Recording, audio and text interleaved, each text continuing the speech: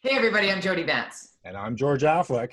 And it is time for UnSpun.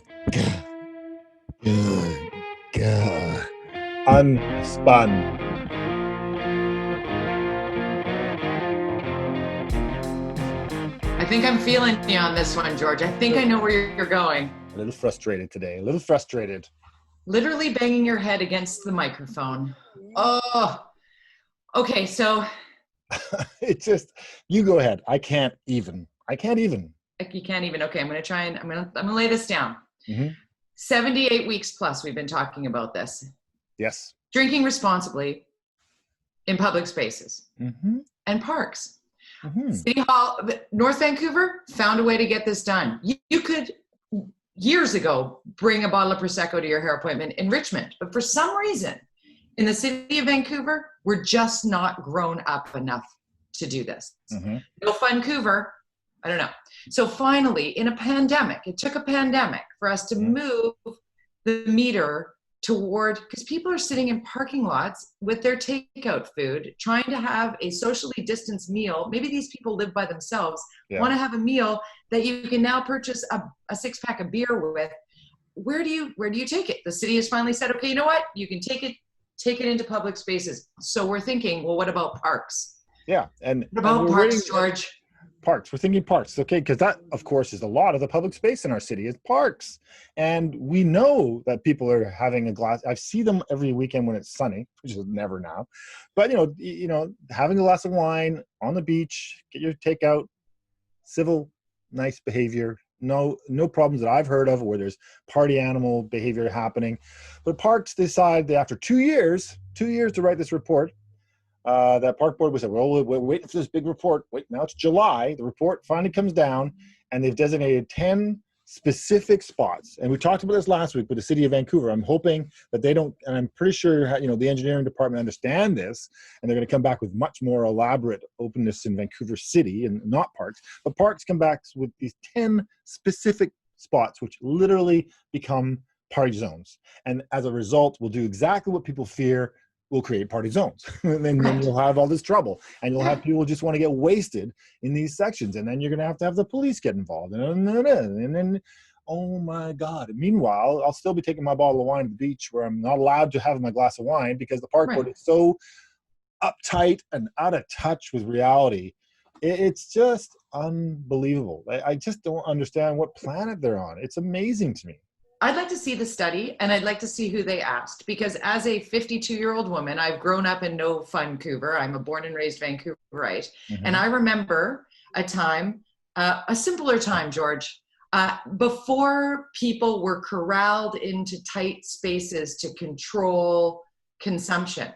And those tight spaces, and I worked in radio in the time where I used to have to set up the beer gardens, where you can't walk along with your beer, but you can go in this beer garden and power drink as hard as you can before you leave there to go be drunk out elsewhere. Like, the studies should show what we see as a society being the problem here. When you limit to a zone, people binge drink, they power drink. It's not good. For you and I with our, let's face it, our travel mug of Cabernet or Strongbow, we're not causing the big problem. We don't want to go sit in a beer garden. Certainly now with COVID-19, I don't want to go to a teeny tiny party zone to have my socially distanced meal with a beer with a friend of mine who I want to get out and see during this time of COVID-19. Also, in my opinion, very short-sighted. As you said, very out of touch. I'm disappointed once again with the park board. And if you do it on a more broad level, we will police it ourselves. And I know if I'm down at the beach and there's a bunch of people going out of control, I'll just call 911. I'll say, hello, police, can you come down? There's some real come on down here. Jerks down here ruining my kids' fun at the beach. And this just in, they're going to be there anyway, George. Yeah. They will. So we have a system of policing that stuff already. What we don't have is a system to provide us the ability legally to go and have a drink on a beach and have a casual time in a park because for now, many people are not being able to get out. As you say, a lot of people don't have balconies. They don't have yards. They're in their homes. They can't see their friends, whatever. They want to get outside in the summer and hopefully maybe forever to have the flexibility to do this. That is a socially acceptable approach to to something that is so, accepted. And I know that there's little Everywhere else healthcare on the stuff. There's all this stuff that's, Vancouver Coastal Health, where, we shouldn't be doing this and that. And come on, go to Europe, go anywhere, go to Quebec. It's not a problem. And for God's sakes, how many places do I have to go where marijuana is completely, being used totally all the time, and nobody seems to have a problem with that. And certainly the police don't. And I haven't heard Vancouver Coastal Health talking about that problem. No. So get over it, Park Board. What are you. you doing? You're losing What are you it. doing? You're off the chart on what is going on in the real world, and it's disappointing, to say the least. It's got me actually counting down to the next opportunity where I fill out a ballot with regard to the makeup of the park board. I've never ever felt as strongly a disconnect with the mandates that are coming forward, the timing of what's being done. And I don't think I'm alone in that. I get a lot of feedback from people when I'm doing this or writing a column or talking on the radio or even on our social media at Jody Vance or at George _ I forgot to mention that last week. You see people responding to me saying, just dismantle the park board, get rid of it. And, I think Vision Vancouver, when they were first elected, had that as an idea, because they started defunding it and trying to, death by 1,000 cuts kind of approach to getting rid of the park board.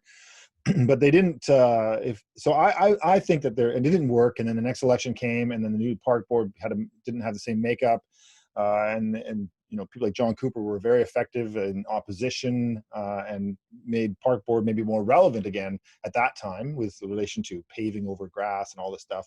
So, but I would say if you take the Doug Ford approach, or and I know people are going, what? Or the Doug McCallum, the Dougs, approach to the steamroller, get in there, do it fast, and get it done.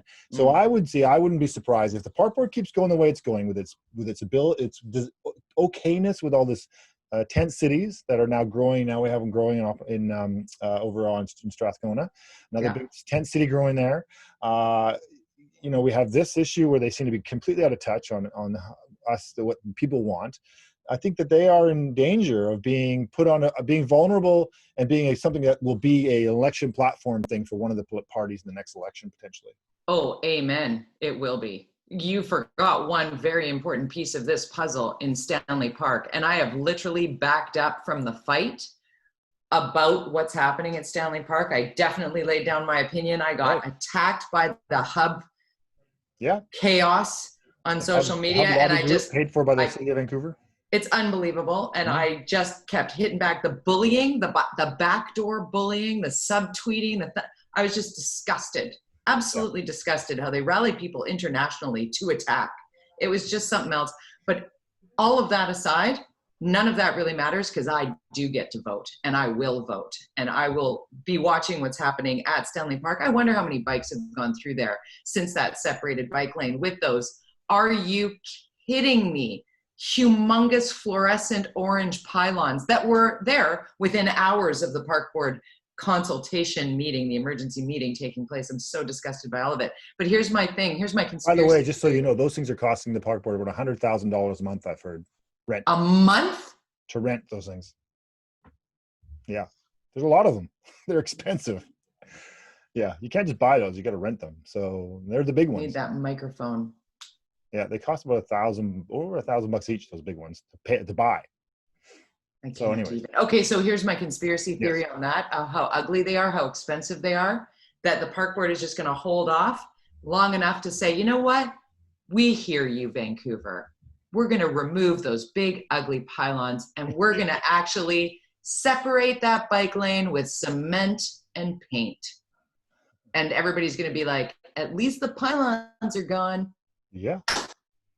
We are being pushed to the nth degree so we can accept what was always the plan.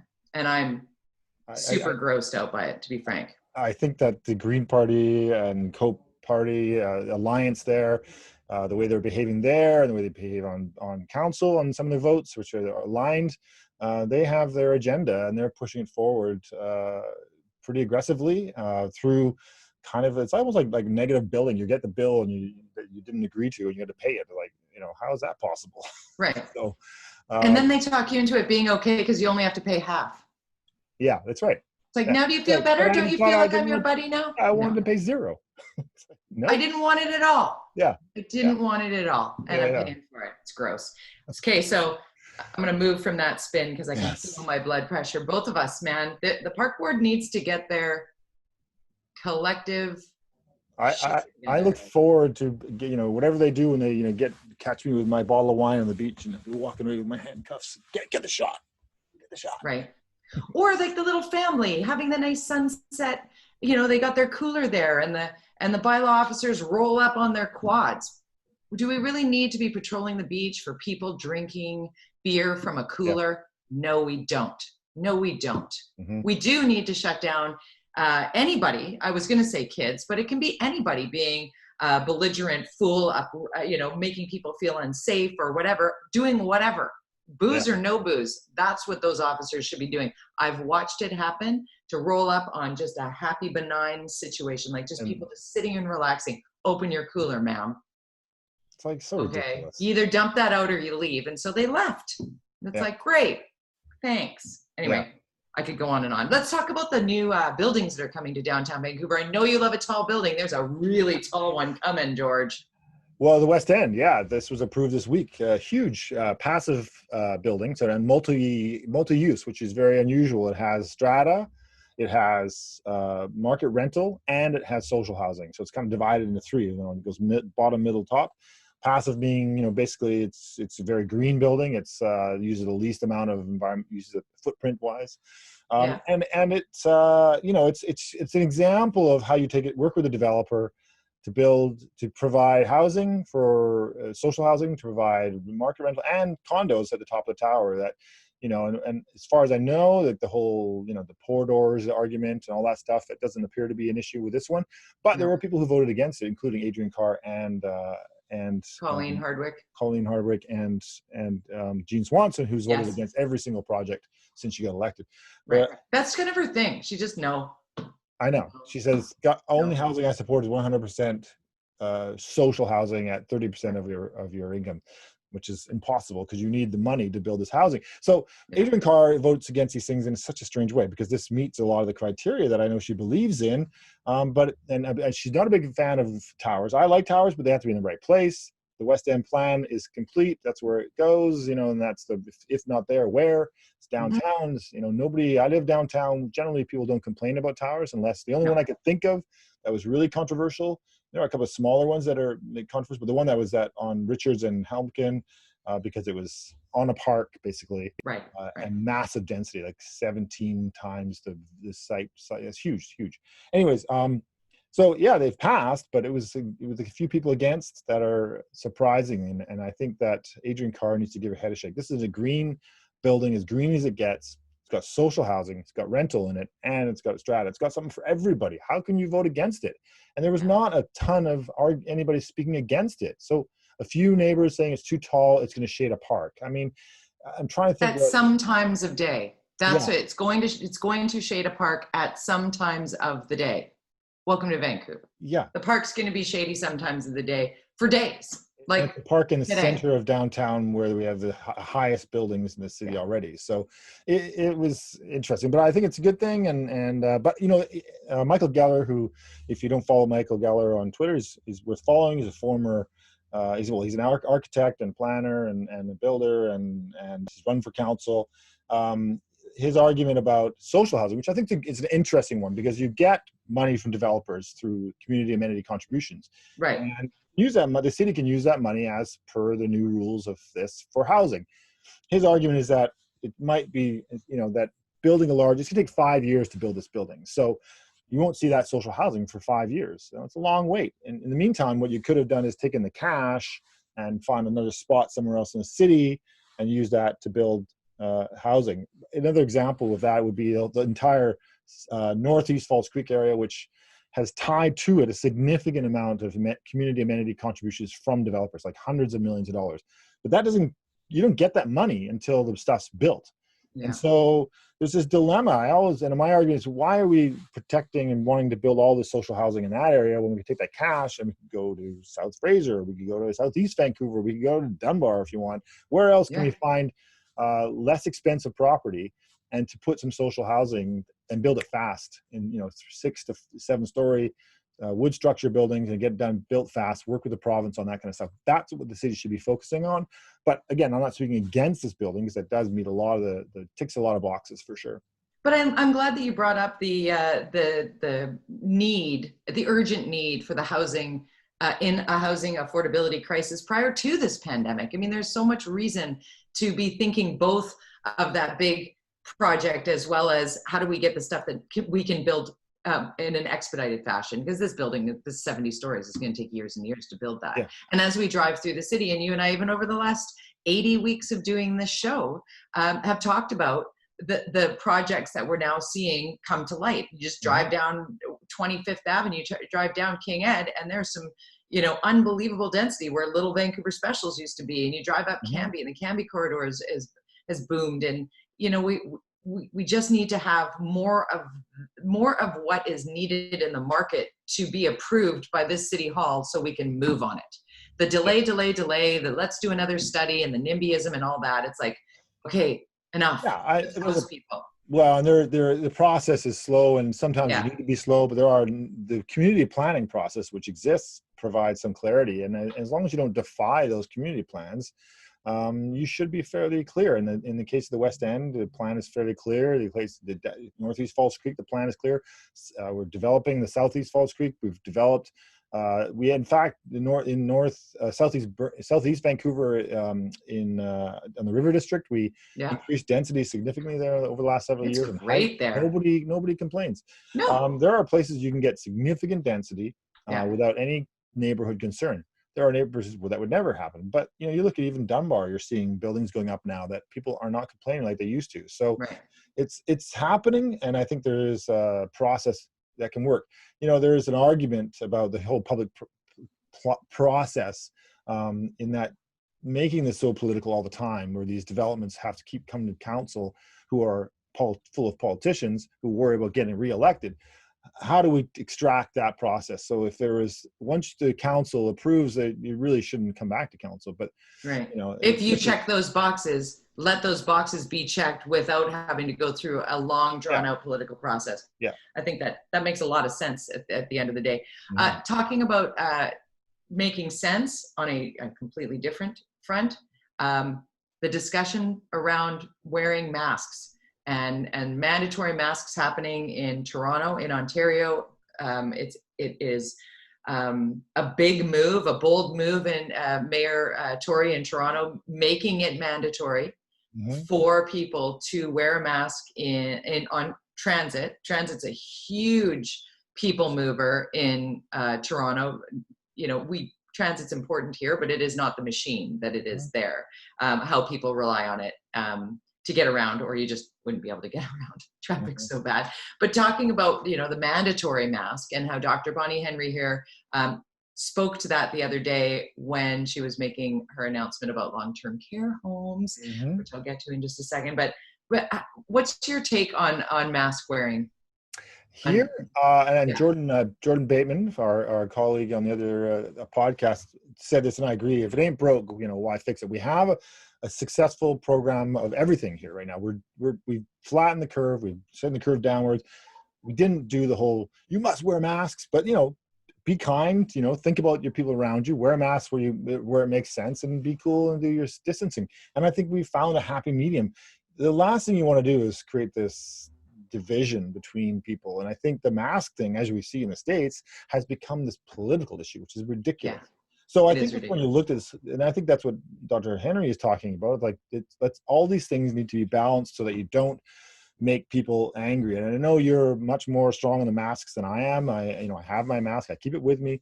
And frankly, I just avoid places where I have to wear them. And I'm not going to, I'll do a minimum amount of shopping if I just don't like wearing it, but I'll wear it. I keep it with me. But that's as strong as I get on mask. I don't wear a mask when I go work out. Yeah. If I'm going walking the dogs in the trees, I'm not wearing a mask there. I know. So I'm not, if I'm walking around the block, if I'm not going to be, if I can stay 2 meters away from somebody, I'm not wearing a mask. It's where I can't keep the 2 meter distance. Right. That's where and I am definitely trying to protect others in that I am around my elders, because our bubble has been very tight so that I could be with my mom and my stepdad, who are both in their 80s, both with underlying health issues, both very healthy, touch wood.